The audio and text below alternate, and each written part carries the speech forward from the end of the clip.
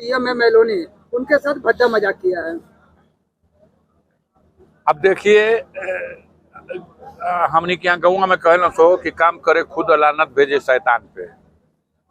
रोज अखबारवा में छपेला फोटोइया, तो राहुल गांधी के संगवा उनकर छपेला कि मोदी जी का संगवा छपेला, आए दिन देखा जाता है और ऐसी खबरें भी बनाई जाती हैं।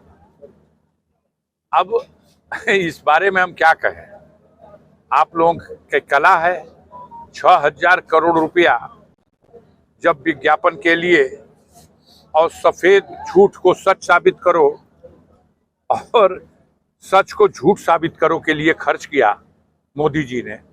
जहां उत्तर प्रदेश के योगी जी की सरकार ने हलवे को गोबर साबित करने के लिए और गोबर को हलवा साबित करने के लिए अपने कार्यकाल में 7,000 करोड़ रुपए से ज्यादा खर्च कर दिया। तो आप तो इस तरह की खबरें गढ़ोगे तो गढ़ना आपकी जिम्मेदारी है। सांसद जी, देखा जाए कि पिछले दिनों आप पर जो है लगातार एक के बाद एक कर मतलब 3-4 मुकदमे दर्ज किए। अभी क्या वो वेलकम किया जा रहा था, वेलकम किया जा रहा था। हमारे मुख्यमंत्री जी ने कुछ ऐसा प्रस्ताव उनके सचिवालय से इन लोगों को था कि भाई कोई ऐसी सौगात दो लोग कि मुख्यमंत्री जी खुश होकर के आनंद फानन में प्रोग्राम दें। तो इस सौगात यही दी गई, सबसे बड़ा कांटा निकाल दिया जाए। अफजाल अंसारी को ऐसा बंद किया जाए कि चुनाव भर बाहर न निकल सके।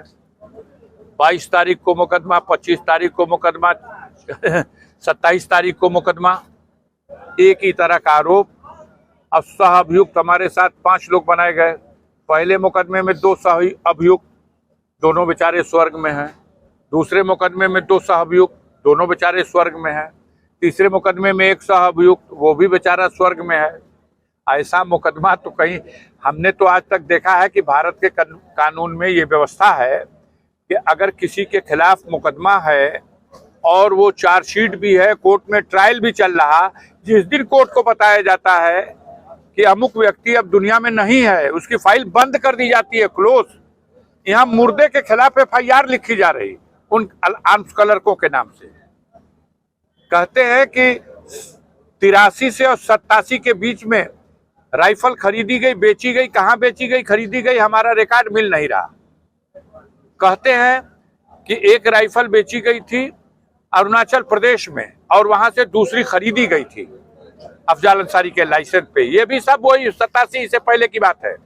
और जो बेची गई या जो खरीदी गई उसका सत्यापन करने के लिए हमारी टीम जब वहां गई अरुणाचल, तो अरुणाचल के जो ताकिन रीबा एंड ब्रदर्स फर्म है, उसने बताया कि लिख के दिया और बताया कि 2001 के अप्रैल महीने में ओल्ड मार्केट में आग लगी थी और सारे रिकॉर्ड जल गए। साहब, मेरे पास कोई रिकॉर्ड नहीं बचे।